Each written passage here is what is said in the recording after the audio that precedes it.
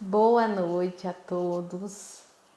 Vamos hoje ter uma live com uma educadora, mãe, e muito feliz com a presença dela aqui comigo. Boa noite a todos, boa noite. Vão dizendo aí de onde vocês são. Aqui em Ribeirão Preto, a minha cidade, está caindo uma água. Vamos rezar para essa internet ficar firme aqui, porque infelizmente não dá para colocar um cabo no celular. Mas boa noite a todos. A nossa mãe educadora já entrou, nossa Dayana. Peraí, vamos chamá-la. Gente, boa noite. Eu me perco um pouco de falar oi para todo mundo, mas vocês me desculpam se eu não conseguir falar oi, mas que a noite hoje vai ser muito produtiva, muito, com muita informação boa para todas nós. Boa Boa noite, tudo noite! bom? Oi, Tudo, Samanta. você está me escutando bem? Tô ouvindo bem. Meu áudio tá bem Ah, também? para mim estava baixo, mas eu aumentei o meu som, acho que era o meu som. Certo. Falei, nossa, agora tá ótimo. Boa noite, Boa muito noite. obrigada. Estou me arrumando aqui para minha cabeça não cortar. Boa noite, muito obrigada por ter aceito o meu Obrigada. convite. Eu que Sou uma, agradeço. Sou uma seguidora sua, uma Obrigada. mãe, né, que adora os seus conselhos, adora essa troca, Que que eu delícia. acho que é isso que vale, né? Essa Sim, troca, um que tem mais experiência que o outro, ou até aquele que não tenha tanto, ensina a gente também, né, é Dayana? verdade, é Muito verdade. obrigada por estar aqui. Imagina, eu que E, agradeço. e boa noite a todo mundo que está aqui. Daqui a pouco eu me apresento para os seguidores da nossa mãe educadora querida. Eu acho tão lindo esse nome, porque assim, eu vou falar, o educador, né? O Uhum, educador ele engloba corpo e alma, uhum. né? Eu digo que essa palavra é muito forte. Até se você procurar, né, no dicionário sobre professor ou educador, né? O professor ele engloba um pouco a sala de aula. O Sim, educador engloba o todo, né? E isso é exato. fascinante, É verdade. fascinante. É Esse verdade. nome envolve já. Sim, inclusive o nosso papel enquanto mãe, né? Que é o que eu acredito, né? Eu acho que não tem como você separar educação formal é só escola, né? Eu acredito que a gente, que nós mães, a gente consegue sim ter esse papel de meio, de mediadora. Não que você vá dar aula, né? Esse nome, inclusive, ele nasceu muito dessa ideia, sabe? De que as mães pudessem ser mediadoras da educação dos seus filhos, a educação da escola. E necessariamente você não precisa saber todas as matérias, você não precisa saber necessariamente de geografia, de história, até porque a gente terminou o nosso ensino médio ano passado, né? Ano passado, a gente terminou o nosso ensino médio. Então, assim, não tem porquê, a gente não tem necessidade que você saiba em termos de conteúdo, mas uma coisa que uma mãe consegue fazer é mediar, é ensinar o filho a estudar. É isso que eu acredito, e eu acredito também que com ferramentas certas, principalmente com para crianças com TDAH e dislexia, hoje a gente vai falar bastante sobre isso, né? Com as ferramentas certas, a gente consegue sim ajudar as nossas crianças, ajudar os nossos alunos. Eu sei que tem muitos professores que seguem aqui, né? E eu acredito que a gente consegue sim fazer uma educação inclusiva, uma educação que seja alegre, uma educação que seja divertida, que é a educação que eu acredito. Tá? Eu acredito que ao aprender é algo gostoso, porque é uma coisa que é divina, sabe? O aprender, a gente está fazendo isso desde que a gente nasceu. É um dom que foi nos dado. Não tem por que ser chato, maçante. É claro, vai ter matérias que eu não vou ter tanta afinidade, sim, mas o que posso tirar de bom, sabe? É mostrar para as crianças, para os nossos filhos ou para os nossos alunos o outro lado da educação. Sabe? A educação que é gostosa, a educação que é divertida, a educação que é lúdica, a educação que não é necessariamente para passar na prova, porque eu fico triste. sabe? Quando eu escuto de uma criança, para que você está fazendo? Você está estudando por quê? Porque eu tenho que fazer uma prova. Não, pelo amor de Deus, sabe? Você não tem que estudar para fazer uma prova, mas para ser um bom cidadão, para ter uma oportunidade de, inclusive, mobilidade social, sabe? De tudo que a beleza que a educação promove, né? Eu sou uma encantada pela educação, né? E eu vim para a Eu também. educação por conta disso. Eu vou me apresentar, né? Enquanto o pessoal está Ah, chegando. eu também. É que Eu eu começo a começo a falar de me encantar. educação, aí eu vou embora. Você tá entendendo? Eu vou É embora e igual quando esqueço. alguém me pergunta de adaptação e inclusão. Gente, não, eu tenho que me controlar, né? Eu falo, gente, vamos calmar. Então eu vou me apresentar, né? Sim. Porque deixa eu guardar meu papel aqui. Para os seguidores, né, da minha mãe educadora, que adora esse nome. Eu sou Samantha, eu montei esse projeto para divulgar a informação, porque a maternidade fez eu aflorar a educação em mim. Eu já era formada em magistério, trabalhei muito pouco em escola, trabalhei na educação infantil, coisa de 2, 3 anos, e depois fui para outro caminho.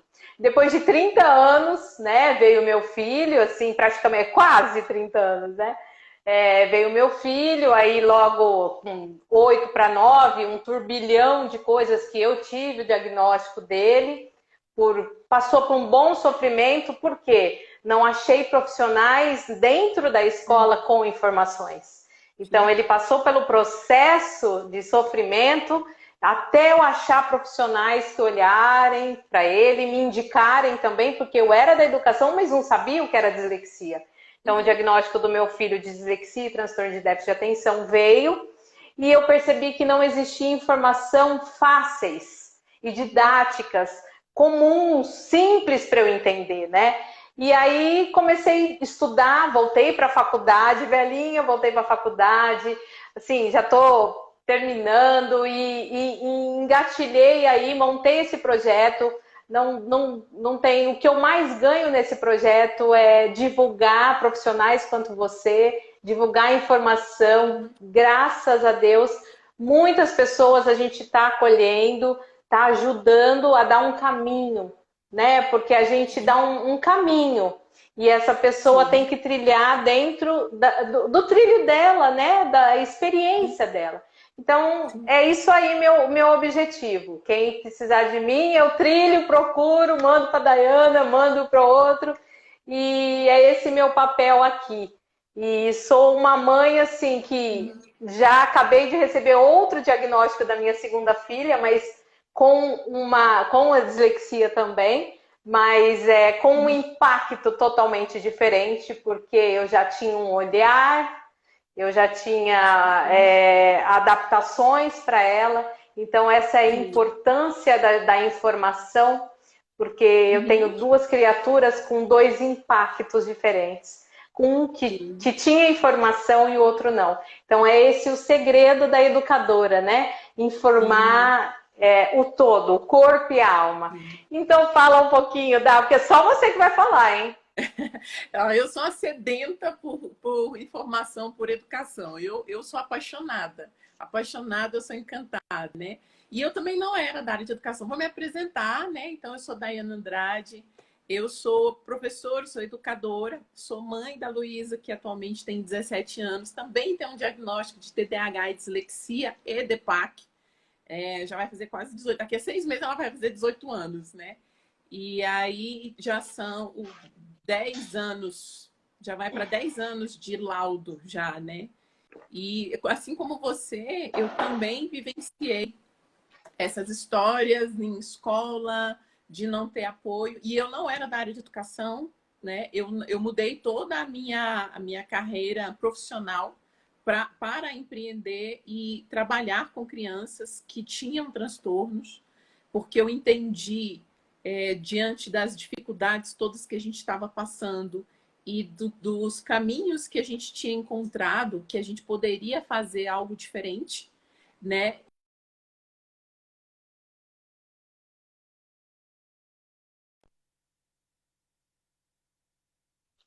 Que até então estava na minha casa. Em 2015, acho, 2014/15, nasceu uma escola de reforço especializada em transtornos de aprendizagem.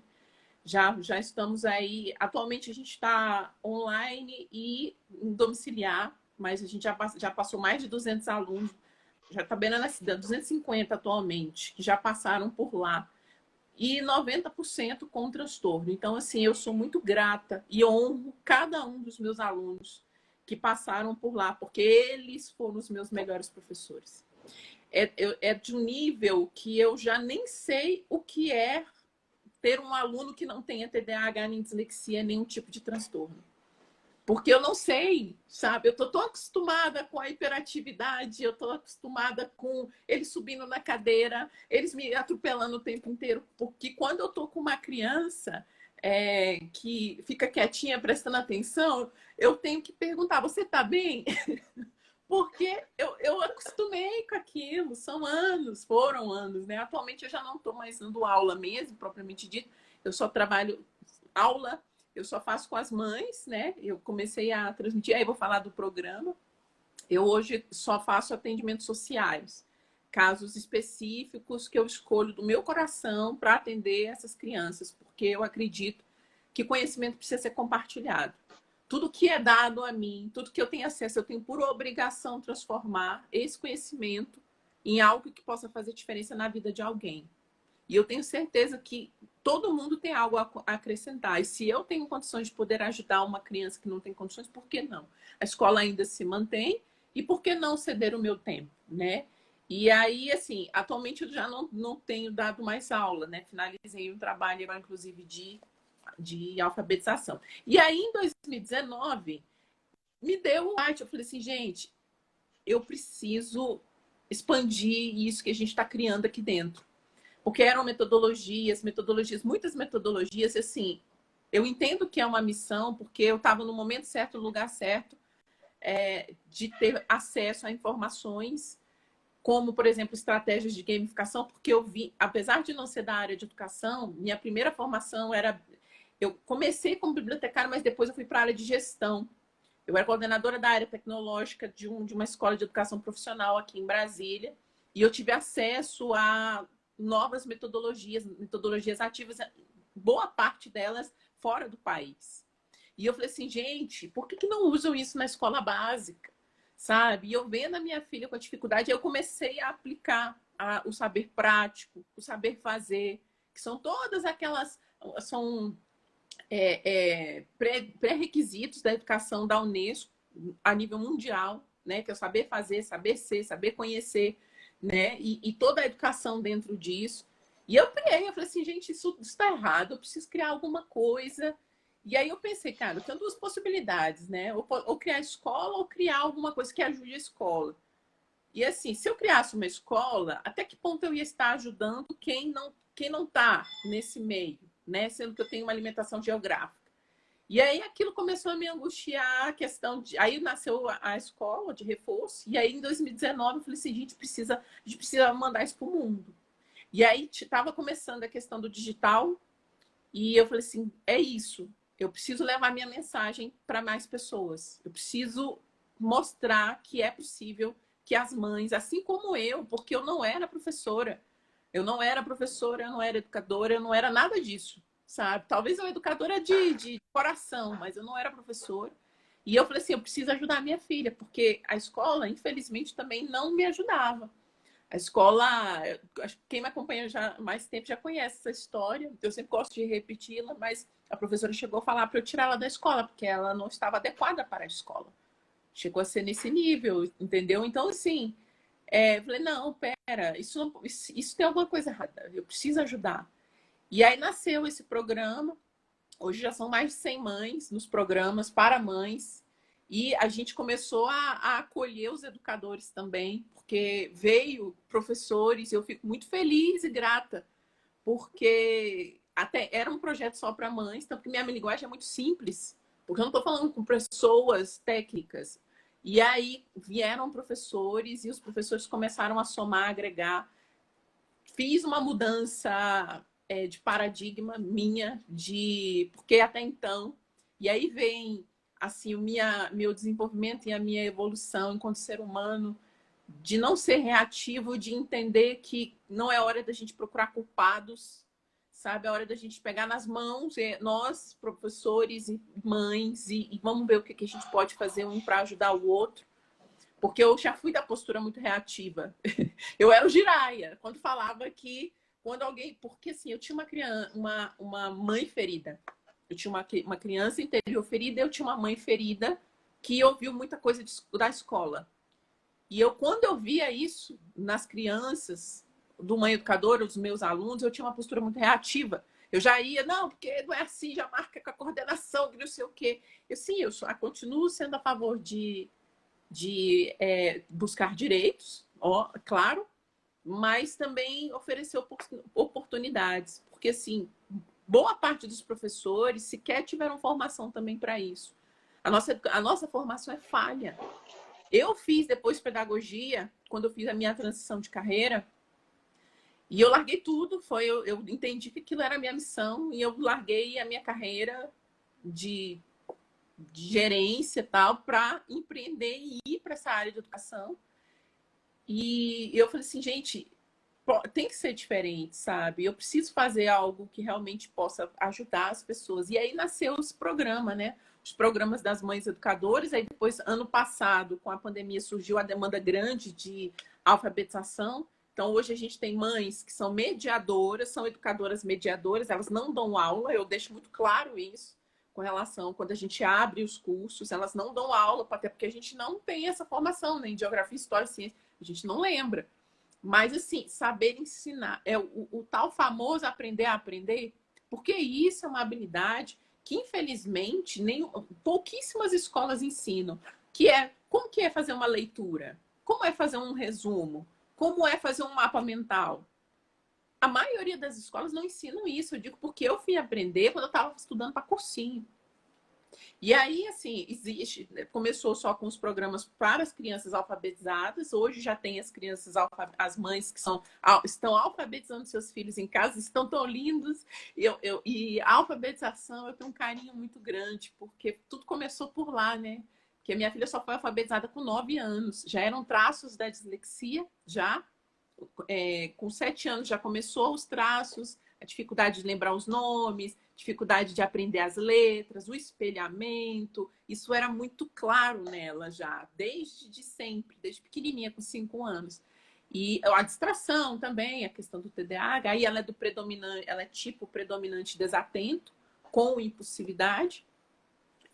São os dois combinados. Ela não tem a hiperatividade física, não é aquela criança que gosta de mexer, subir, não é. Hiperatividade dela é mental. Isso aqui, e aí eu fui aprendendo e fui indo atrás, sabe? Para poder trazer. E aí surgiu, né? Então, mãe educadora. Hoje já são quase 100 mães no total que estão dentro dos programas, ajudando as crianças, ensinando as mães a passarem isso para frente, mães e professores. E assim, eu sou muito feliz de poder estar transmitindo essa mensagem. E depois, no final, eu vou fazer um convite para todas essas mães que estiverem aqui assistindo, né? Que a gente está com... Mas vou deixar para o final, para a gente fazer o convite para as mães. E eu quis trazer, né? Hoje eu vou trazer propostas bem práticas para as mães que têm filhos com dislexia e com TDAH, né? E antes de falar das dicas, né, das estratégias, quem me conhece sabe que eu gosto de mão na massa.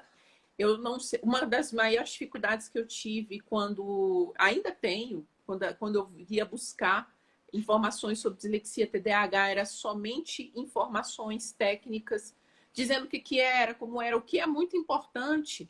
Falar de traços, tal, é muito, muito importante. Mas a questão é, ok, o que eu faço a partir de? Era isso que eu tinha gana e eu não achava em lugar nenhum. E eu tô falando de há 10 anos atrás, né? Não tinha Instagram, não existia Instagram, o Facebook já existia, mas não tinham os grupos como existiam. A gente não tinha, a gente só tinha algumas associações e mesmo assim eram conhecimentos muito pequenos, disponibilizados, né? E foi quando eu comecei a buscar e muita coisa. Como eu falo, eu honro todos os meus alunos. eles foram os meus maiores professores. E honro as minhas mães também, porque os feedbacks delas, os retornos delas me dão esse suporte. Por isso que eu gosto de trazer coisas práticas, porque tudo que eu passo para as mães são coisas que eu já ensinei em algum momento, ou que elas descobriram e passaram. Então, são coisas que realmente são reais. É claro, educação, eu sempre gosto de falar que a aprendizagem é chave e fechadura. A chave que abre a minha aprendizagem não é necessariamente a chave que abre a aprendizagem dos filhos da Samantha, da Samantha, sabe? E isso é um dos erros, inclusive, que eu vejo muito com relação aos pais, e tá tudo bem, não é um momento de julgamento, é só uma constatação. Do tipo, eu sou uma pessoa, e eu já cometi esse erro, tá? Então, assim, não se sinta com um chicote na mão. E eu acho que todo erro, a gente tem que tirar a carga de erro como erro, uma coisa ruim, todo erro é aprendizado. E eu sou uma pessoa da leitura escrita.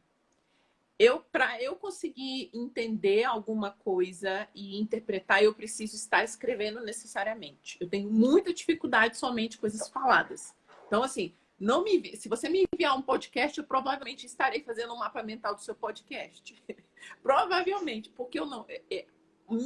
Minha forma de aprender é visual, é de leitura e escrita. Eu entendi que era isso. E eu não sabia que cada pessoa aprende de uma forma diferente. Principalmente as crianças que têm transtorno, a dislexia, o TDAH. E eu falava, eu brigava muito. Até então eu não sabia, eu brigava muito. Porque você tem que estudar. Eu brigava porque ela tinha que ler. Eu falava que ela tinha que fazer resumo. Mas quem disse que a forma que ela aprende melhor é lendo e fazendo resumo? E se ela for auditiva? Porque eu não sabia que existe a possibilidade de terem crianças auditivas que possam fazer resumos, sabe? E poder dividir. Como eu posso fazer isso, né? E aí eu entendi que a minha forma de aprender não era a mesma forma de aprender dela. Por isso que eu costumo dizer que a gente precisa ser o cinto do Batman. Você vê algumas nuances, assim, quais são os perfis de aprendizagem de cada criança. Mas a gente precisa ser um cinto do Batman. São ferramentas que você vai experimentando com as crianças e vai dando muito certo. Algumas já são meio que batidas. Porque, assim, de todas, já são mais ao longo desses anos todos trabalhando. E eu percebi que algumas características que são bem comuns com relação à aprendizagem. Primeiro, que nem esse fato de que nem tudo que dá certo para criança, para algumas crianças que não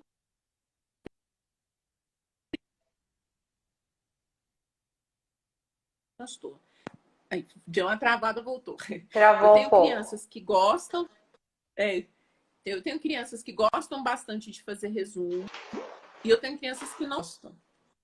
Mas algumas coisas que eu percebi. Então, assim, para as mães que estão assistindo aqui, observem os sinais de como o seu filho se comporta no dia a dia, quando ele vai, por exemplo, aprender a jogar, uma brincadeira, quando ele vai conversar com os amigos. Como que ele normalmente faz? Ele assiste? Ele gosta de desenhar? O que ele normalmente faz quando ele está aprendendo numa situação que não necessariamente seja de escola? O que você vê que ele realmente fica animado? Porque, como eu falei, gente, a aprendizagem é um dom divino que a gente tem. Todo mundo, todo ser humano, o slogan da escola de reforço é todos são capazes de aprender. Todos, não tem como. Evolução é um processo natural do ser humano. Nós, inclusive, acho que uma das missões que a gente tem aqui na Terra é evoluir, sabe? Uma das missões é evoluir. E eu evoluo também através das minhas relações com os outros. E eu preciso disso, O aprendizado faz parte dessa evolução. O aprendizado faz parte desse processo. Então, assim, é uma lei maior. Não tem como não ser. A questão é como essa criança aprende. É isso que eu preciso descobrir. Eu me recuso. Quando alguém fala, essa criança não aprende, eu já escutei muito isso. Esse menino não aprende. Deixa pra lá. Não, eu me recuso. O que é que eu preciso fazer, que eu preciso achar de informação para poder ajudar qualquer criança? Eu sou dessa, sabe? E aí, E eu gosto do desafio. Eu acho que Deus sabe o que faz. Ele botou uma pitada assim, se a pessoa falar, duvido que você descubra a forma tal XY, é que eu vou embora, você tá entendendo? E aí foi mais ou menos o que aconteceu comigo, né, nessa trajetória, e foi descobrindo com as crianças. E as crianças dão pistas. Olha que bonito, as crianças dão pistas. Os adolescentes, né, crianças e adolescentes dão pistas do tipo, por exemplo, essa questão de dar pausas quando a gente está estudando, porque eles ficam extremamente cansados. Isso eu aprendi com os meus alunos. Eu já tinha lido, mas eu vi isso real. Do tipo, eu tive um aluno que ele já tinha uma percepção bem clara, já era um aluno já de 8º ano, ele já deve estar com seus 18 anos agora, ele está no ensino médio, finalizando agora o ensino médio. E ele falava para mim, olha, eu só consigo ficar 30 minutos. Posso tomar uma água depois de 30 minutos? Pode. Então eu aprendi que assim não era frescura, que às vezes eles estavam cansados, que às vezes quando eles tinham tido uma aula muito pesada da escola, com muitos professores, muita informação, eles em casa eles estão extremamente cansados. E aí tem um volume imenso de dever de casa. Eu acho isso, inclusive, é uma coisa que precisa ser observado. Eu acho isso, inclusive, sobre-humano para as crianças que têm algum tipo de transtorno, sabe? A gente precisa colocar isso na balança, a gente precisa equilibrar. A gente precisa ver se realmente as crianças, se é necessário esse volume de atividades, porque melhor do que volume imenso de atividade é qualidade. Para que eu tenho que fazer 10 exercícios da mesma coisa, sendo que ele já entendeu a lógica do negócio, sabe? E como são essas atividades. E a gente precisa entender que, às vezes, a maioria, boa parte das vezes, não é preguiça. Todo mundo tem preguiça, né? Vou te falar. Posso só fazer um parênteses? Sabe que me preocupa Sim. muito essa questão não só do conteúdo. O que me preocupa também é a forma que eles querem que a criança engula aquilo, naquela quantidade de coisas. Isso é uma coisa muito de se pensar. Porque, assim, e fora as formas de avaliações. Porque existem N modos de você avaliar aquela criança. Avalia andando, avalia brincando. Tem N coisas na mesma matéria. Ensinar ciência, vendo verde, sei lá. Eu acho que eu brinco às vezes que eu sinto um pouco de preguiça. Porque é mais trabalhoso. Sim. Você investigar aquela criança ou investigar a turma. Tipo, aquela turma, 5 crianças gostam assim, 5 gostam, né? A gente tem uma turma que a gente pode pensar em até misturar todo mundo, as qualidades de um com o outro, um conhecer, mas assim, me preocupa muito as formas de avaliação, principalmente para as crianças com transtorno de déficit de atenção e a dislexia também. Porque, assim, eu vejo o meu filho, ele fala muitas vezes assim, mãe, eu sabia a matéria. Mas era tanta coisa que eu vi que aquilo me deixou nervoso. Eu saí da sala. Então, assim, é essa forma que me preocupa muito. Além da quantidade, a forma como avaliar, né? Até porque, pela lei de diretrizes e bases, inclusive, não está escrito lá que a avaliação precisa ser escrita. Pela lei não está escrito lá que não precisa ser escrita. Por que é que a gente continua fazendo só prova escrita, pelo amor de Deus? Outra coisa, você vai avaliar um aluno e vai julgá-lo por tudo que ele sabe naquele um dia que ele não foi bem naquela prova. E os outros 200 horas letivas que a gente tem, né? E as outras 200 horas letivas que a gente tem? O que foi feito com isso daí? Mas você não está avaliando a criança e o processo dela. E o que ela construiu, o que ela fez. E a avaliação era para ser algo de diagnóstico, para saber o que eu preciso melhorar para ajudar aquele aluno. Virou punição. As crianças não gostam. A avaliação deveria ser uma coisa que, poxa, não fui bem nisso, mas amanhã eu vou ser melhor. Superação. Sabe por quê? Olha a diferença. Se eles estão jogando um jogo, te avalia o tempo inteiro. Quando você erra, quando você vai passar de nível, quando você vai passar de fase, eles não ficam. Tudo bem, errei, eles vão de novo. Por quê? Porque é algo, feedback é na hora, é algo que ele sabe que ele está progredindo, a avaliação não. Ela te dá uma nota, ela te valida por aquilo ali e pronto, você é validado. E assim, e aí vem a questão da aceitação, eu sou aceito ou não sou aceito pelaquela avaliação. Isso é muito grave, isso é triste, inclusive. E mais, com relação à avaliação, você pode avaliar de forma oral, sabe? O que é uma possibilidade, né? Apesar de as crianças com dislexia, algumas não são tão bem articuladas oralmente. Não. Mas, assim, é possível fazer um trabalho, é possível fazer um projeto, é possível, são tantas possibilidades. E, assim, alguns professores, eu vejo, assim, porque vai ser difícil adaptar. Por que não aplica para a turma inteira? Sabe? Eu mesma, quando eu também dei aula muito pouco, também fui mais ou menos como você. Aí eu saí de escola, saí correndo, obviamente que eu não me adaptei, né? Obviamente que eu não me adaptei à questão de escola, né? Então, assim, eu cheguei por exemplo, a fazer avaliações e os alunos, dentro dos processos de avaliação, os alunos eles tinham direitos a escolherem bonificações. Então, por exemplo, se eles fizessem alguma atividade específica lá em grupo, e eu gosto da questão do grupo, porque trabalha relações, habilidades interpessoais, muito mais do que você e a prova, sabe? Então, assim, em grupo, a gente fazia em grupo e quem conseguisse, os grupos que que conseguissem terminar, por exemplo, tinha horas bônus no recreio, no intervalo. Então, por exemplo, eu dava 5 minutos antes, a gente saía 5 minutos antes. É claro que a coordenação depois não gostou. Então, assim, por isso que eu também criei o meu universo. Eu falei, não, eu vou fazer o meu negócio do jeito. Também não dá. Aí, assim, é possível a gente fazer uma avaliação de uma forma diferente, é possível você fazer aulas de forma diferenciadas e levar isso também para os professores. Eu faço também palestras em escolas, já fiz várias em algumas escolas aqui em Brasília, falando para os professores.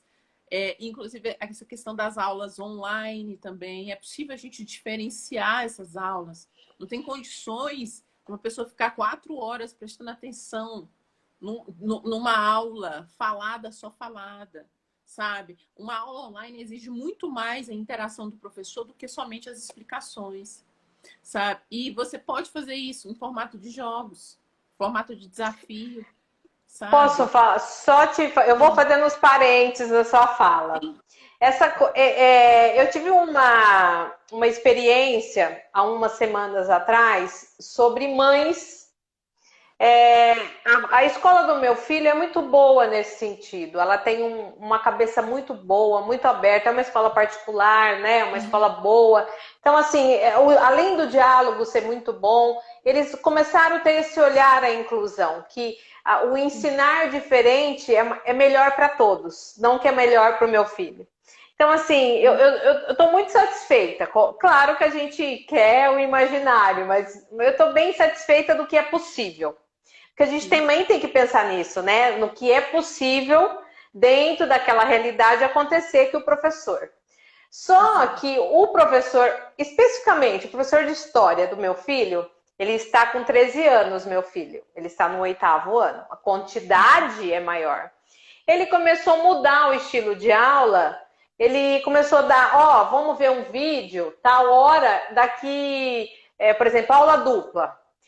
Em vez de ser essa aula dupla, ele colocou outras atividades assim, vocês estão livres. Só que vocês têm que assistir esse filme, fazer isso e fazer essa atividade.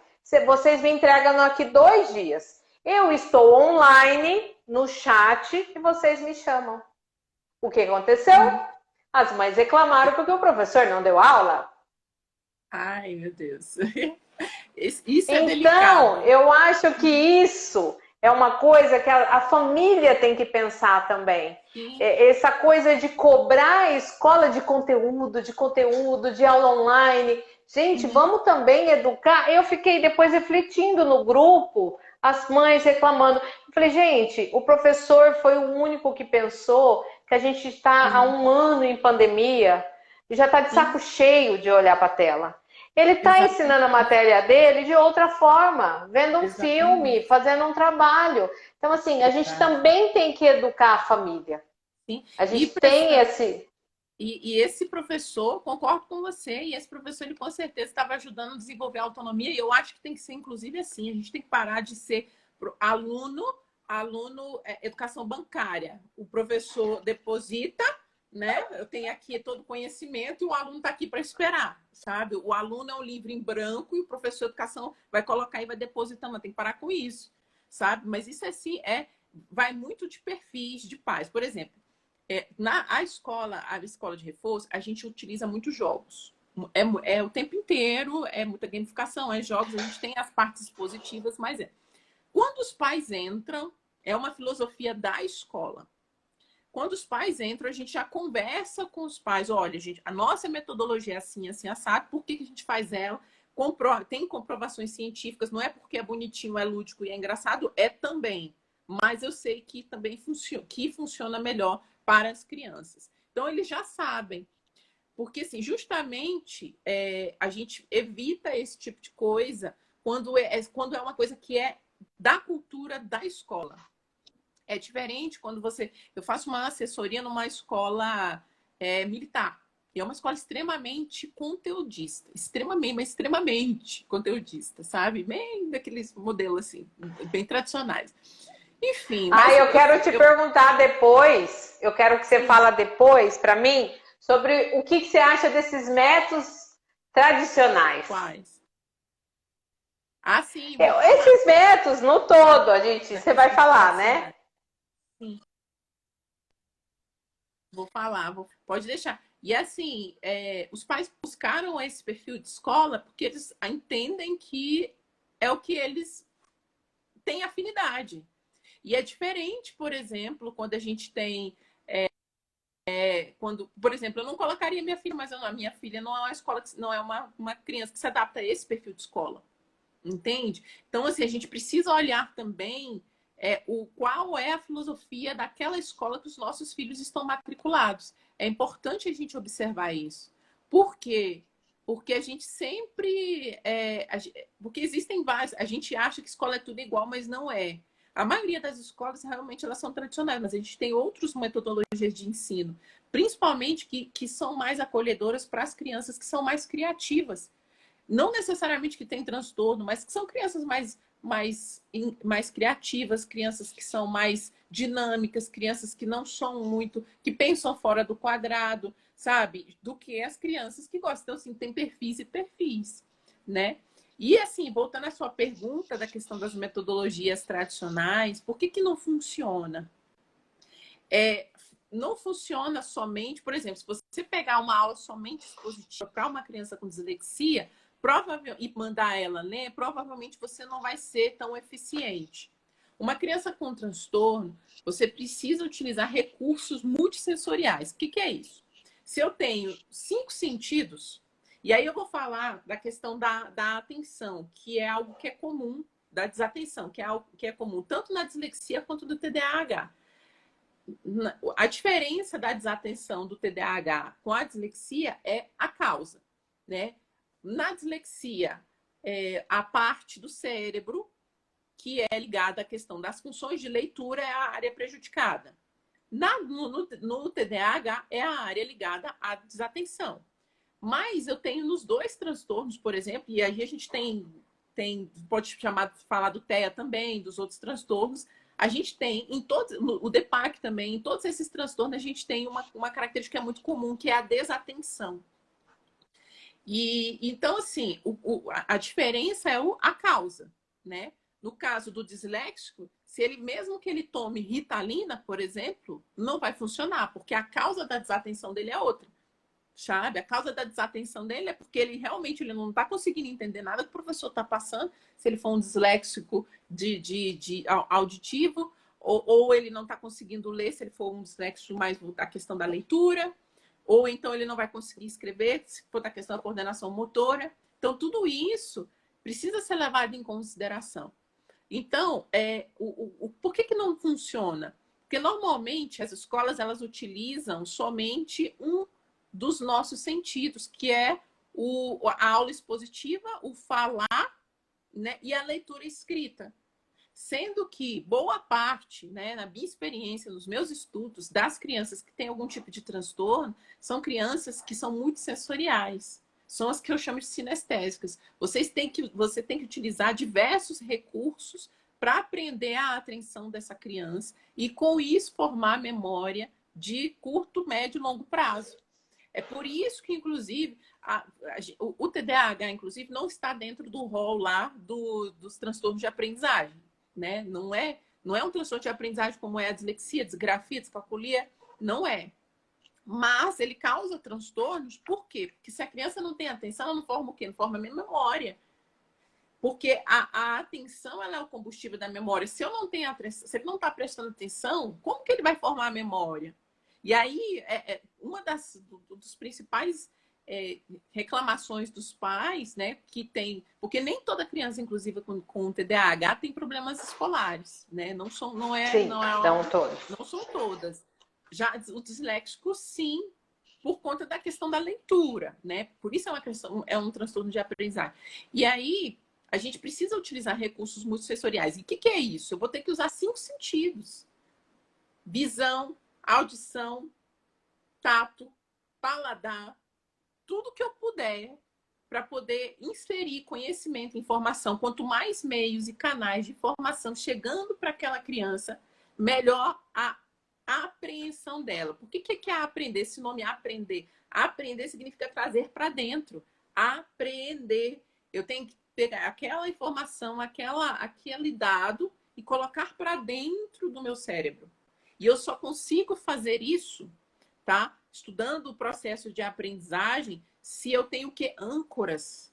Primeiro, eu tenho que estar com um canal que é a atenção aberto, né? Ou os meus sentidos abertos e funcionando legal. E eu preciso de uma âncora, que é algum arquivo lá no meu cérebro que vai conectar com aquela informação para que aquela informação faça sentido. Senão ele não vai lembrar. E esse processo de aprendizagem, isso não é somente para as crianças que têm algum tipo de transtorno. Todas as crianças, todo ser humano aprende dessa forma. Quando você ensina alguma coisa nova e ele precisa lembrar, provavelmente ele vai buscar alguma âncora que faz com que ele relembre aquela informação depois. E aí, o que acontece? Quando você usa só um tipo de recurso, que são as aulas expositivas, a maioria das vezes, você não está explorando os outros sentidos. Você, inclusive... E quando você manda ler? Leiam e façam um resumo. Para um disléxico, socorro, ele vai sair correndo. Porque, primeiro, que dependendo do grau da dislexia, ele sequer vai enxergar as letras da forma como realmente elas estão, sabe? Ele não vai, se for um disléxico realmente dos sinais gráficos, provavelmente ele não vai conseguir ler direito. Ou então ele vai silabar. Normalmente eles têm, alguns dependendo do grau da dislexia... Não interpretar o que lê, né? Interpretar, porque ele demora tanto a ler. E isso, eu tô falando não só da alfabetização, mas tem disléxico com adulto, né? Às vezes eles têm tanta dificuldade para ler que ele esquece o que ele... Para decodificar, né? Que é ler o código, que ele esquece o que acabou de ler. Chegou no final da frase, ele esqueceu. Entende? Então, assim, a gente precisa utilizar recursos, e aí vem a questão dos recursos. Então, respondendo a sua pergunta, por que as metodologias tradicionais não costumam dar certo para as crianças? Porque normalmente só utiliza um recurso multissensorial, que é a leitura escrita e as aulas expositivas. E as crianças com transtorno, seja ela TDAH, dislexia, o TEA, qualquer uma desses aí, ou uma criança mais hiperativa, não necessariamente tem TDAH, elas precisam de recursos multissensoriais. Porque esses recursos, inclusive, eles trabalham também com o sistema límbico do cérebro, que é o nosso sistema que gera as emoções. E nós somos seres emocionais. Eu sempre falo isso em todas as minhas jornadas, lives, etc. Nós somos seres emocionais. Se a gente pensar... eu tenho certeza que esses 2 anos que a gente passou vão ser lembrados por a gente durante muito tempo. Se eu perguntar aqui pro pessoal da live, aonde vocês estavam quando o Brasil estava jogando na Copa de 94? Quem lembra do pênalti que o Roberto Baggio perdeu? E o Galvão Bueno gritando? Quem lembra onde estava isso daí? Eu tenho certeza. Agora, se eu te perguntar, que mês você comeu a segunda-feira?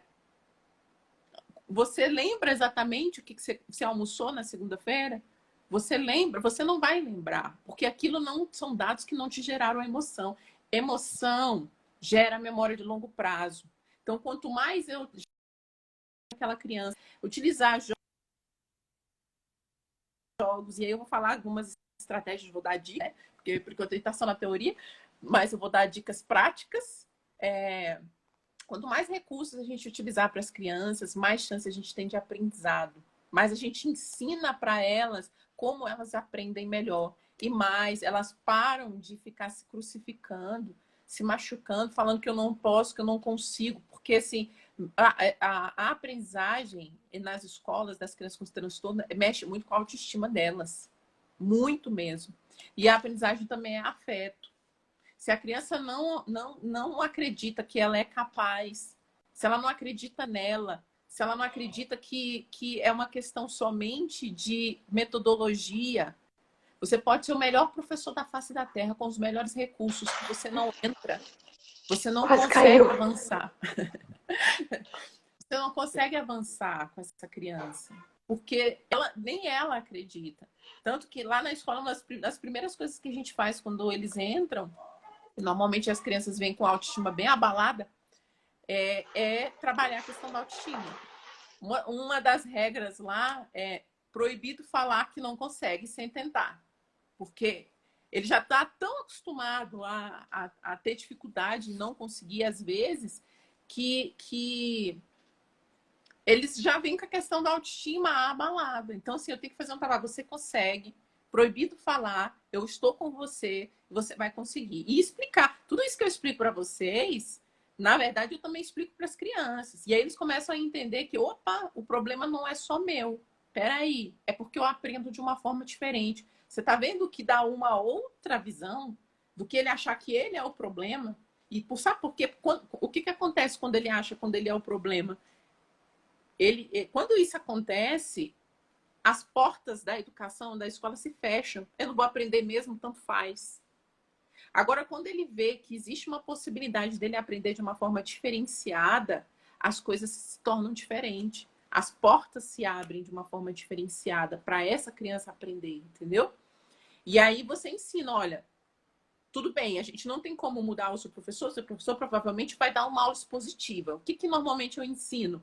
O que você vai fazer? Eu sei que você não vai conseguir prestar atenção por mais de 30 minutos. Você vai ter que anotar o que ele vai de aula, qual é a matéria e aonde vai achar, que você vai ter que aprender a buscar isso depois por uma outra ferramenta. Aí eu ensino a buscar videoaulas, eu ensino a buscar podcast, ensino a fazer mapa mental, porque eu só posso controlar, eu só posso mudar aquilo que eu tenho controle. Eu não consigo mudar o professor. O professor provavelmente não vai mudar. Às vezes, a gente sensibiliza. A gente conversa, a gente sensibiliza. Alguns professores fazem alteração, fazem algumas adaptações, mas não é, de via de regra, não é muito bem o que acontece. No máximo, quem tem um filho com laudo sabe, né? No máximo, os professores, as escolas botam para sentar na cadeira da frente. É isso. Ou um ledor, às vezes tem, vou sentar na cadeira da frente, um ledor e só. Não passa muito disso, não, sabe?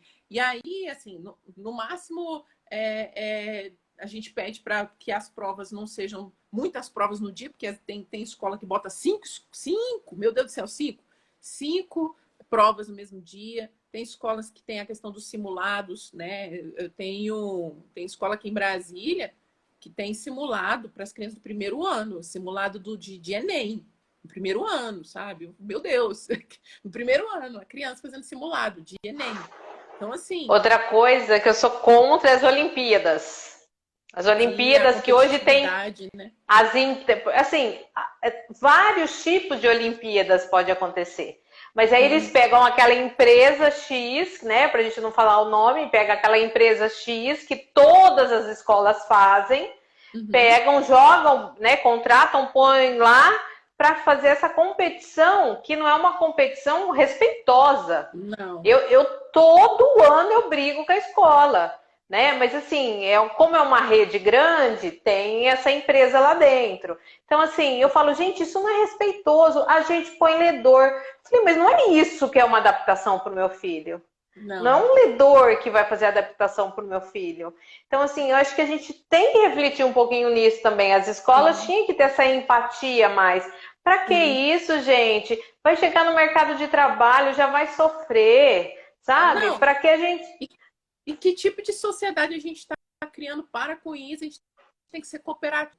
Poxa vida, vamos parar de ser competitivo. Guerras, humanidade, pessoas, nações são destruídas. Hiroshima, Nagasaki, por conta de competitividade. Pelo amor de Deus, sabe? Assim, eu vou falar muito, eu vou deixar para o final, mas assim, a gente está vivendo um processo de transição. Eu acredito, isso não veio por acaso, essa pandemia, sabe? A gente precisa ter mais consciência enquanto ser humano, sabe? Enquanto pessoa, em olhar para o outro e ter mais empatia.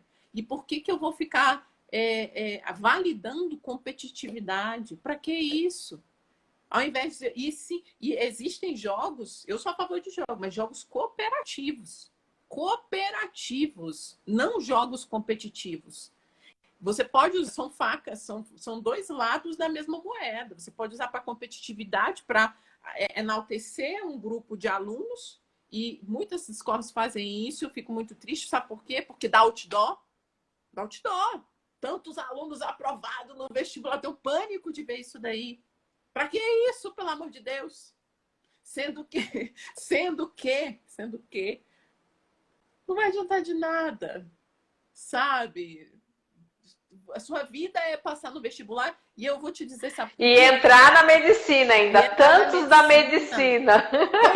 Tantos alunos, ou nas federais, Ah, é. coisa toda. Você tá entendendo? Eu falei, gente, para que isso?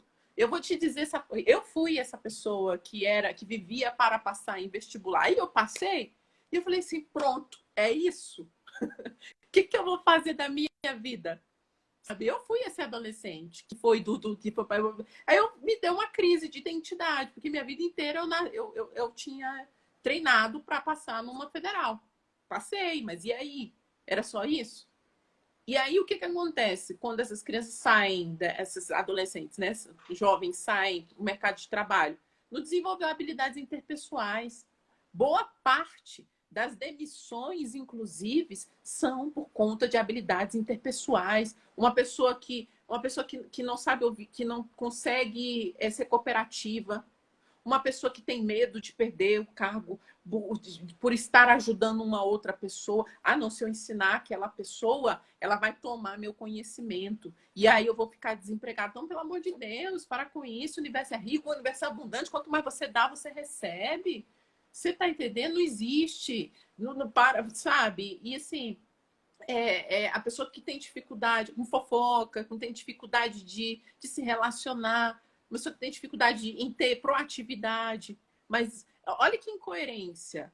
Você forma pessoas não proativas, né? Porque é a educação bancária, você está depositando. E aí o mercado de trabalho te cobra para você ser proativo. Ser uma pessoa inovadora, criativa, uma pessoa que ajuda a empresa, que veste, eu gosto de falar, veste a camisa da empresa. E aí? Você está entendendo?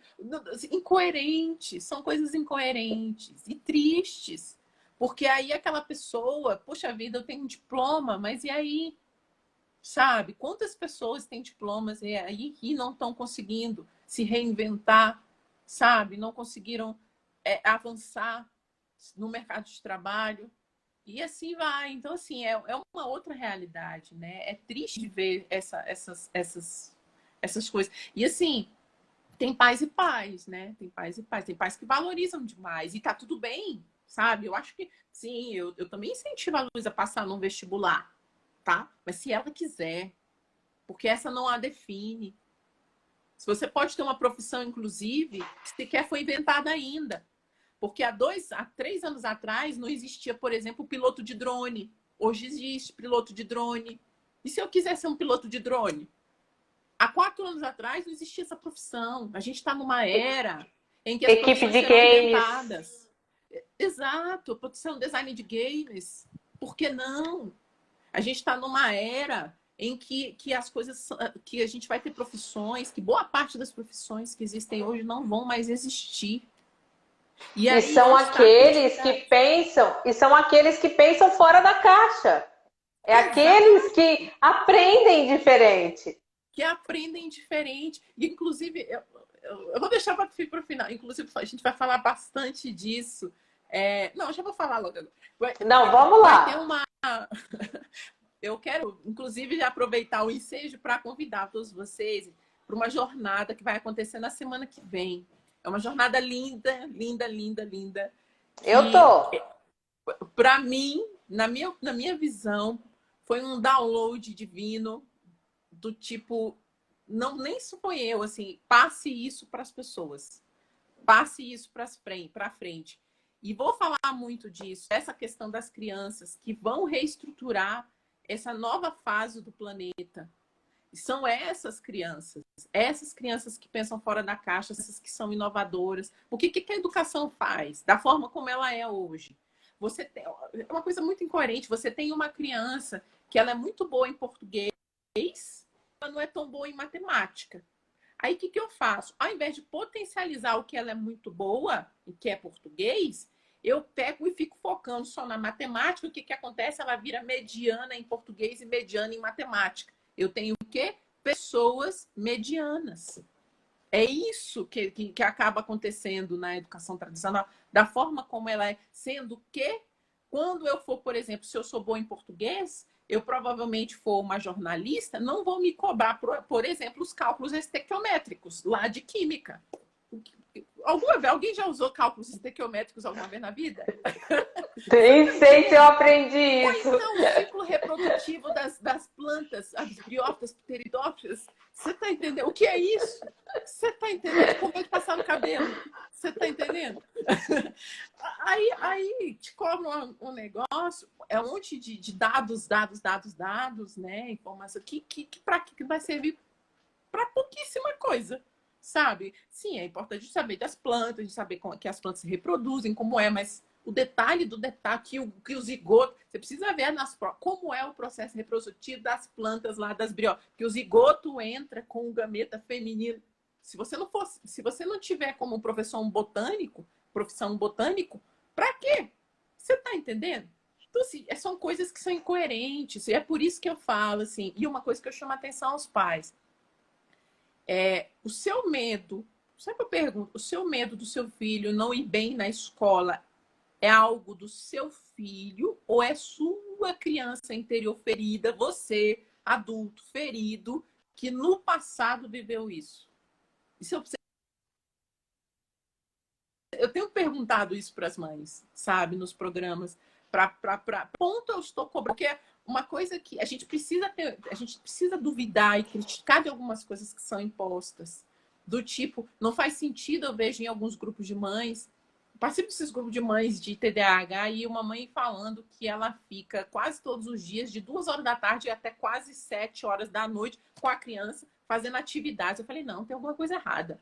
Não tem sentido. Por que está fazendo tanta atividade desse jeito? Com uma criança de 7 anos. Não tem sentido. Ou é o volume? O que está acontecendo? Como que a gente pode mudar? Por que não perguntar isso para a escola? Mas a mãe não, não, porque a gente precisa fazer. Por que tem que? Você não tem que nada, seu filho só tem que no final aprender. E aí, uma coisa que eu tenho ensinado para as mães olha a base nacional comum, é disponível, é gratuita lá no MEC, para saber o que o seu filho precisa saber no primeiro ano, no segundo, terceiro, quarto, lá tem tudo. E aí você tem uma noção, olha, meu filho, no 5º ano, ele precisa saber disso aqui. Ele sabe? Tá legal? Tá. Então, se não tá, pra quê? O detalhe, igual a gente vê provas às vezes, eu fiz até uma live um tempo atrás, uma prova que eu tive acesso, que eu peguei, e cobrava o nome da pessoa exatamente que tinha denunciado o Tiradentes. Falei, gente, que diferença faz eu saber o nome da pessoa? Que é isso? Pelo amor, sabe? São coisas assim que eu falei, gente. Jura que perguntaram isso? Perguntou quem foi a pessoa, quem foi, não interessa. O que importa é o que foi a conjuração, quem foi o Tiradentes, o tudo que ele trouxe. Você tá entendendo? São coisas que não têm sentido. E assim, muitos professores não fazem isso por mal, porque a gente já veio a gente veio muito da educação decoreba. Por quê? E aí tem um porquê disso. A gente veio da educação, a gente veio industrial, em que você não era formado para pensar, você era formado para apertar botões. E aí, o que é? Você tem uma educação do século atrasado para crianças do século XXI, para o mercado, para o mundo do século XXI. E, na verdade, o que, assim, só fazendo um adendo, senão a gente entra na educação, dá uma live. O que eu vejo com relação à pandemia é que veio mostrar alguns buracos mesmo no casco do navio. Sabe por quê? Porque você concorda comigo que se as crianças fossem mais autônomas e se tivessem ensinado essas crianças a aprender, essa carga que está sendo colocada para os pais, por exemplo, isso não existiria tanto? Se a criança soubesse estudar, fazer uma pesquisa, se ela soubesse que ela aprende de uma forma fazendo um mapa mental, se ela soubesse fazer isso, dá trabalho? Dá trabalho. Mas eu estou te ensinando. Você não precisa de mim para aprender. É isso que é o aprender. O aprender é fazer com que aquela pessoa não dependa mais de você. E aí, o que eu, como professor, preciso fazer? Colocar meu ego lá de trás. Que aquele aluno não precisa. E eu fico muito mais feliz no dia que é ensinar a voar. Eu não vou com você. Eu vou te ensinar a voar o tempo inteiro, sabe? Eu vejo que a educação precisa desse lado, sabe? De tirar o professor que tem que saber de tudo e o aluno não, sabe? E aí a gente não leva em consideração, inclusive, quais são a história daqueles alunos, né? A vida, a história, tudo que ela já traz. De trazer a realidade deles para dentro da sala de aula. Você quer ver? Se você vai dar uma aula de geografia, quando você utiliza, por exemplo, o Google Earth, que é o mapa do Google, Google Maps, eu posso entrar na Grécia se eu quiser. Se eu estou dando uma aula de Grécia, eu estou online, eu posso entrar na Grécia, sabia? Eu posso entrar lá, olhar, olha, isso aqui foram os monumentos gregos, aqui estava tal, aqui era... E assim, vai mostrando, sabe? Vai mostrando as ruas, vai mostrando as cidades. Hoje está assim, mas no passado era desse jeito. Olha a diferença do que você só falar. Você está entendendo? Isso é utilizar recursos multissensoriais. Isso é dar sabor à aprendizagem. Porque a aprendizagem é lindo. A aprendizagem é muito lindo. E tem que ser lindo. Se não for assim, não tem porquê. E aí, eu vou trazer, então, agora as dicas, né? Porque senão a gente fica aqui até... Vou trazer as dicas. E eu vou trazer dicas para disléxicos, que também servem para TDAH, e vou trazer umas específicas mais para disléxicos e para crianças com TDAH, adolescentes, crianças com TDAH. Que eu tenho certeza que é bom para todo mundo. Sim, sim. Na dislexia, eu coloquei dicas mais abrangentes, porque uma coisa que a gente precisa entender, a gente tem diversos perfis de disléxico. A gente tem um disléxico que é mais do processamento auditivo, então eu vou precisar utilizar recursos que desenvolvam melhor o processamento auditivo dele. Eu tenho disléxicos que são realmente somente da leitura gráfica, da escrita, então eu preciso de recursos desses. Tenho os disléxicos que têm dificuldade um pouco mais de memória de longo prazo, de curto prazo. Tem os disléxicos que têm dificuldade com sequência, com semântica. Então, assim, em geral, essas características elas são um pouco comuns em boa parte. Só que tem alguns perfis de dislexia, né? Tem algumas crianças que são mais auditivas. A minha filha, por exemplo, ela é mais leitura escrita mesmo. Ela entende bem. Agora, depois que ela fez o tratamento com o TEPAC, ela entende bem, mas ela ainda troca, por exemplo, quando ela escreve rápido. E é natural, assim, a gente já entendeu e tá tudo bem. A gente ela só precisa lembrar que ela tem que corrigir. E aí, uma das coisas, né, a primeira coisa, né, para o disléxico, se ele tem dificuldade na leitura, na escrita, é ler em voz alta. Só que aí, quem é que vai ler? Não necessariamente precisa ser ele.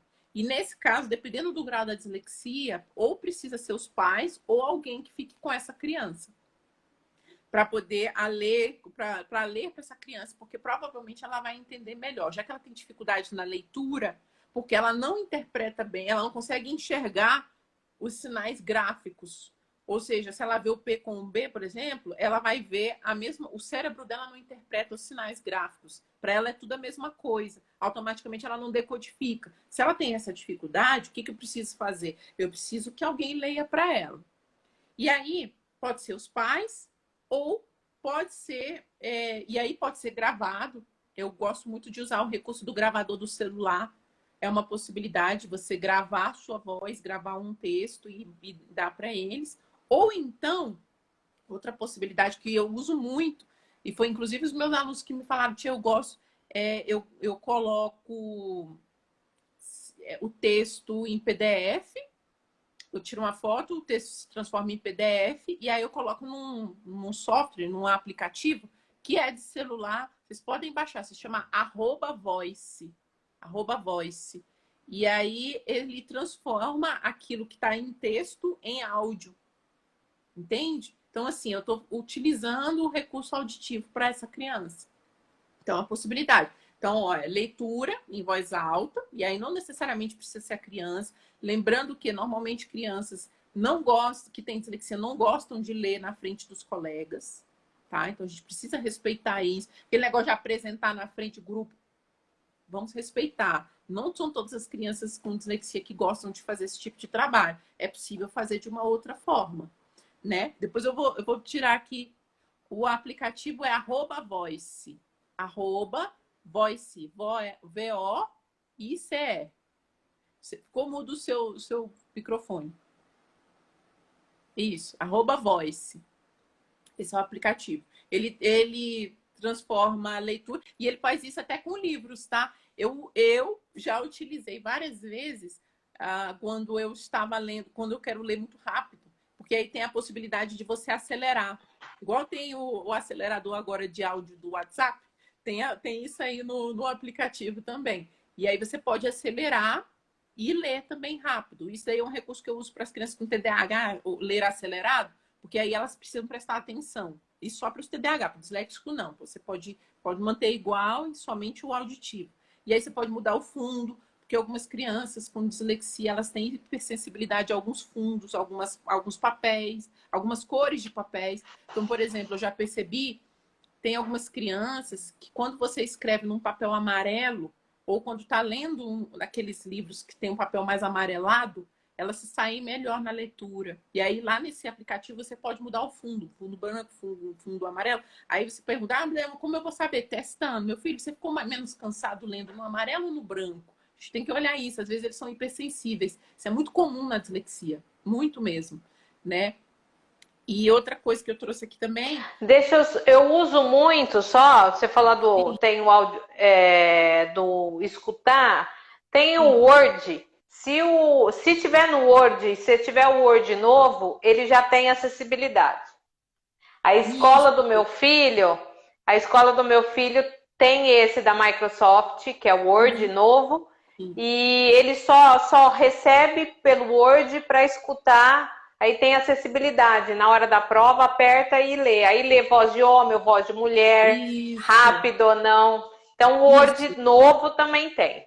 É verdade, o Word novo. E aí os outros todos do pacote Office também, o PowerPoint também tem, o Excel, esses outros todos têm. E isso é bem legal, porque ajuda pra caramba, né? Então, assim, veja, se a dificuldade da minha criança, meu filho, é a leitura, eu preciso utilizar outro sentido, que é o quê? A audição e talvez a visão.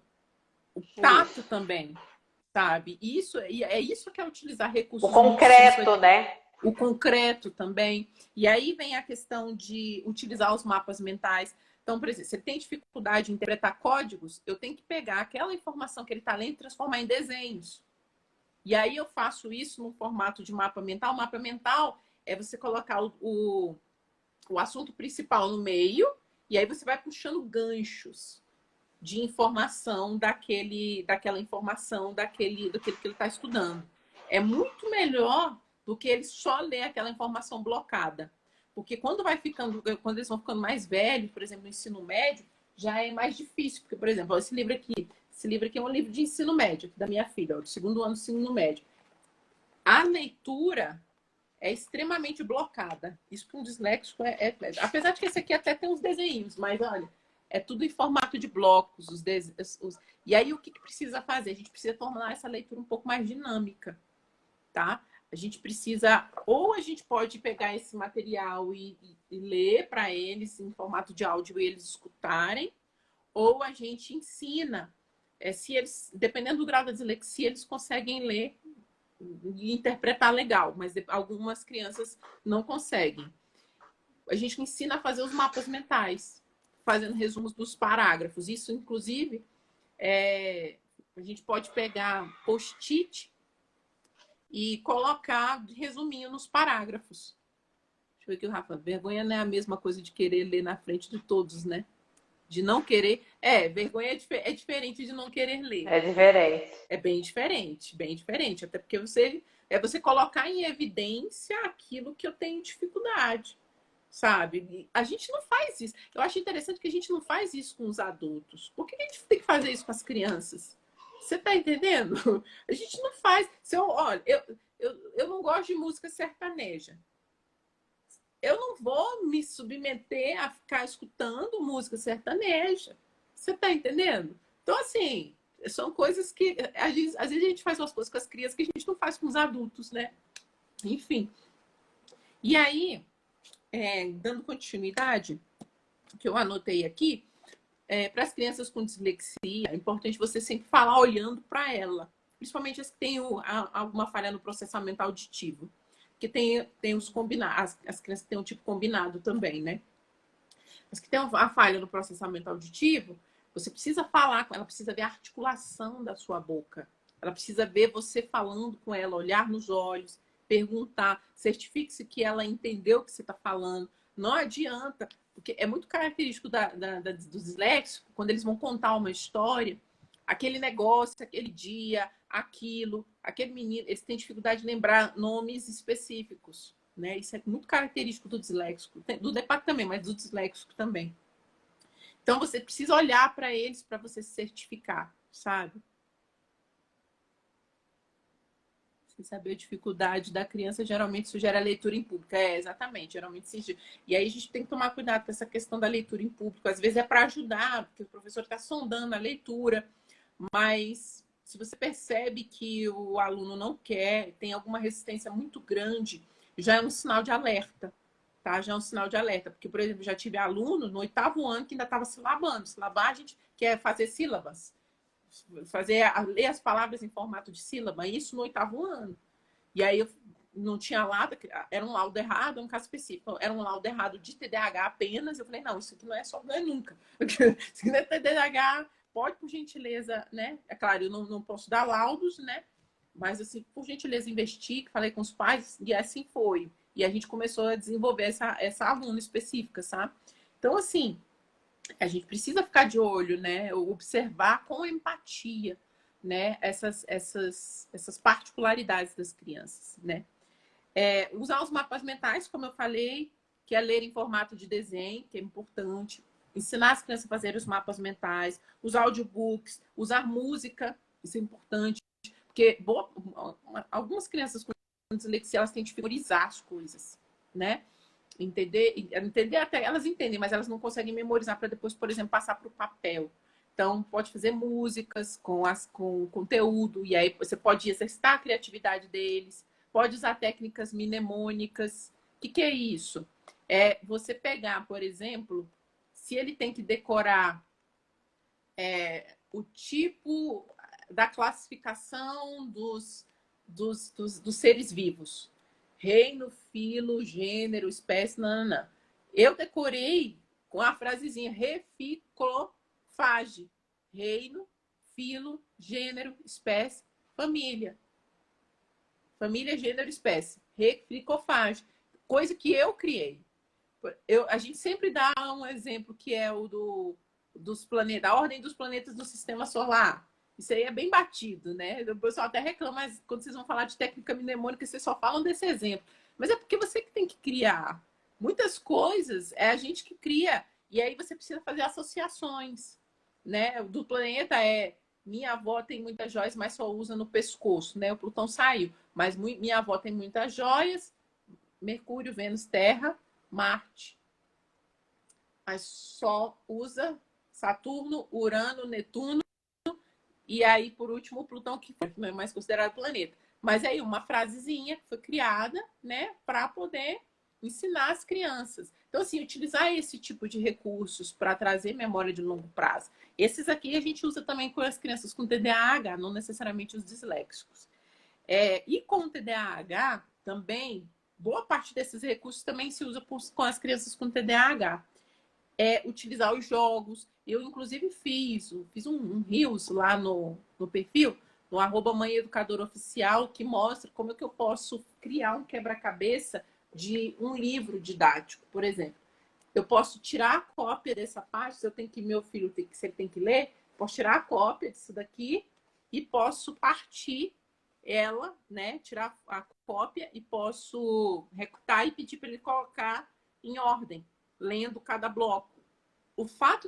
Somente o fato de eu ter tirado ele daquela forma blocada, que é a do livro didático, sem ser movimentada, já tira dele, já traz para ele mais foco e atenção. Você pode também, ao invés de tirar cópia, nem sempre todo mundo tem uma impressora em casa, você pode tirar foto. E assim, uma coisa que eles fazem com o pé nas costas é cortar a imagem. Corta a imagem, eles printam tela e cortam a imagem. Corta a imagem e aí você printa várias vezes, porque vai ter que cortar vários parágrafos, aí corta o primeiro parágrafo, o segundo, o terceiro. Nisso, você pode pedir para eles irem ajustando para montar como se fosse uma foto. Eles conseguem fazer isso com o pé nas costas. Vai por mim. Eles fazem isso no Instagram para editar foto. A adolescente faz isso com o pé nas costas. As crianças menores, você pode tirar a cópia, né? Que também é uma possibilidade. Deixa eu ver. Flora de flor, para definir. Flora de flor e fauna flora. Tem o outro, o gineceu e o androceu.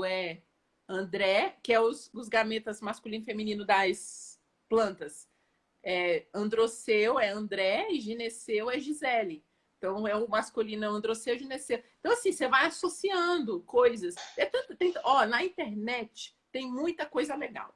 Tem música, tem nas fórmulas de física, então, vi vovô atrás da ponte, que é a fórmula da velocidade, sabe? Tem tanta coisa. Do cosseno, não, tem muita coisa. Do seno do cosseno. Tem uma música muito legal, que eu não vou lembrar agora, do seno e do cosseno. Seno A, cosseno B, né? Ensino médio, eu já não dou aula de matemática, ensino médio. Então, assim, tem essa musiquinha. Então, assim, tem muita coisa na internet. Então, a gente pode usar essas músicas, sabe? E próprias crianças... Sim. E as crianças acham também, é muito rápido. Eles acham. Aí que tá o segredo. Quando você mostra pro seu filho que ele pode fazer isso, ao invés de ter que ficar lá sentado só lendo, que ele não vai conseguir, as coisas mudam de lugar, você tá entendendo? É uma outra possibilidade. Vovô ateu. Vovô ateu. Vovô ateu, lembro. É assim. Então, assim você vai mostrando ideias para as crianças. O que mais? Você pode fazer perguntas e resposta. Você pode, por exemplo, pegar do caderno, pedir para ele escrever, e aí você vai sorteando. Aí se ele errar, ele paga uma prenda. Só a brincadeira dele estar se divertindo com você lá já vai fazer diferença. A única coisa que normalmente eles não gostam de parar, viu? Quando você começa a fazer isso aí, que dia que a gente vai estudar? A gente não quer mais parar, não. Isso, aí sim você vê que o negócio está acontecendo, entende? Isso que é legal, isso que é gostoso. Faz brincadeira com eles, desafio. Porque tem a motivação no meio de tudo isso. A motivação no meio de tudo isso. E essa motivação, lembra que eu falei lá no início, gera o quê? Memória de longo prazo. Além de ser divertido, é legal, é divertido, mas não é só brincadeira. Eu estou gerando memória de longo prazo fazendo isso. Tenho certeza que eles vão se lembrar isso durante anos. Anos, né?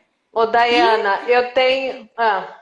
Não, eu ia te falar assim, que a gente está acabando o tempo. Aliás, eu ultrapassei seu tempo. Não, mas você sabe que eu começando falando de é uma delícia, né? Eu nado de braçada nisso, porque é uma coisa que é uma delícia. Eu amo. Uma delícia. Pra vocês, eu já tô tão acostumada a trabalhar com crianças com transtornos que eu já nem sei o que é uma criança prestando atenção, para mim é estranho. Esses dias eu falei, eu não sei ver nada não adaptado, tudo eu faço adaptado. O nosso olhar fica diferenciado quando você fala, não, o que eu posso fazer diferente para poder ajudar essa criança? E aí me dá, e assim, eu peguei, inclusive, só para fechar essa questão voltando à questão da avaliação, eu peguei um caderno esses dias, e esse caderno estava todo anotado, rabiscado de correção da professora. E aquilo me deu uma dor no coração. Falei assim, gente, qual o objetivo de você ficar só riscando na caneta? Tudo bem que você tem que corrigir, se você precisa mostrar. Mas por que não fazer a autocorreção?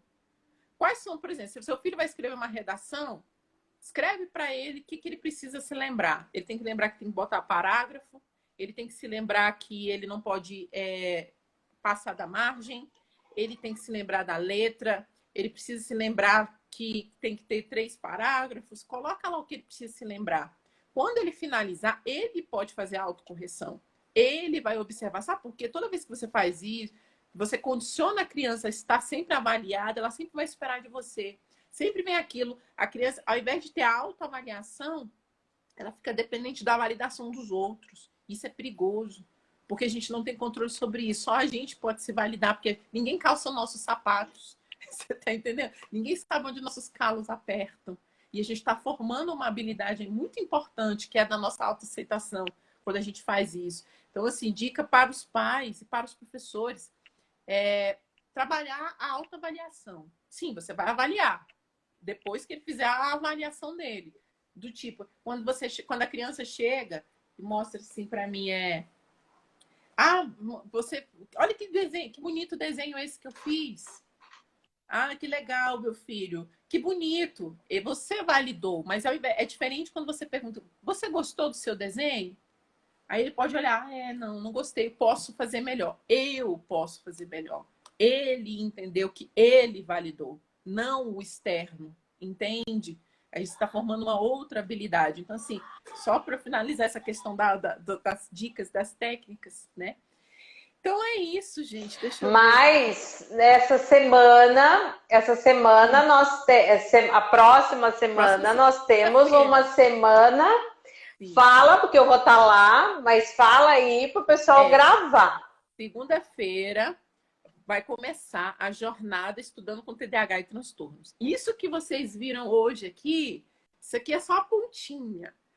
Preparem os corações de vocês, que normalmente a gente fica 2 horas e pouco nisso daqui. Porque eu sou daquelas pessoas que realmente eu preciso colocar isso para fora. Eu estou com uma obesidade de informação, eu preciso colocar isso para fora. Você tá entendendo? Eu preciso.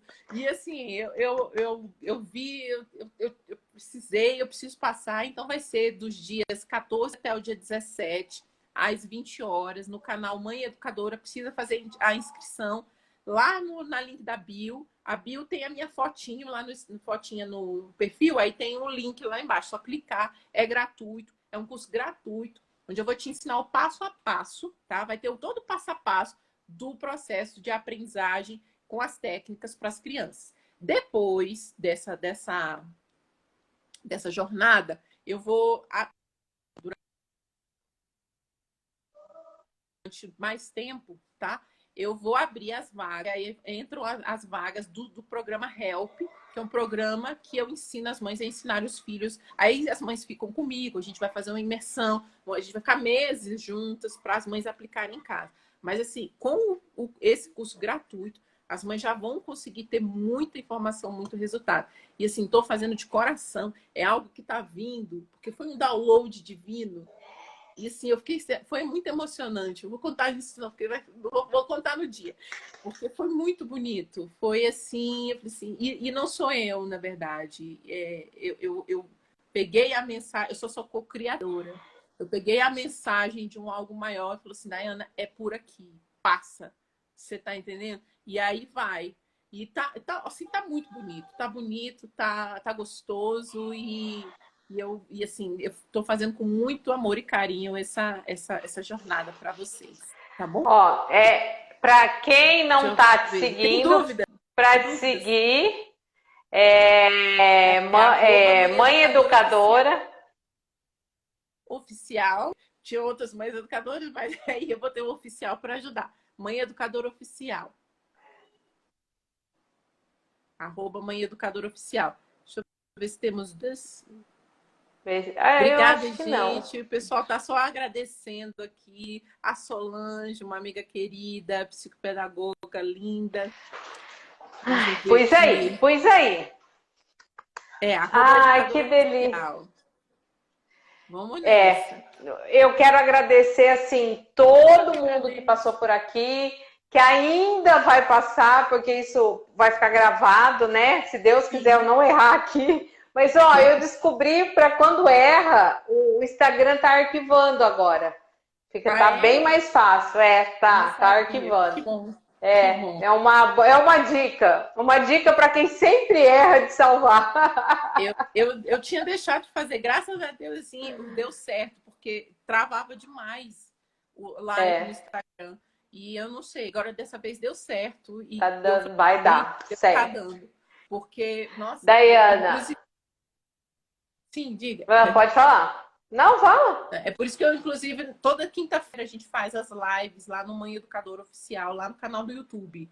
Porque é justamente a questão da estabilidade da internet. Aí eu posso cabear. No celular, infelizmente, não dá. Entende? E era realmente... É muito instável a conexão. Mas... Eu espero. O importante é a mensagem. É verdade, mas eu espero que logo isso mude, né? Daqui a pouco eles estão cabeando o celular já. Eu espero. Assim eu espero. Daiana, muito obrigada. Foi uma noite assim, desculpa pegar a sua noite de quinta-feira, mas foi muito especial para mim, creio que para todo mundo. Que Deus abençoe assim demais sua carreira, que tudo que você dá pra gente que se transforme e volte o dobro. E muito obrigada a todos que passaram, que vão passar ainda. E obrigada. Deus abençoe. Só isso que eu quero dizer. Obrigada, gente. Eu que agradeço a oportunidade de estar aqui levando. Eu espero vocês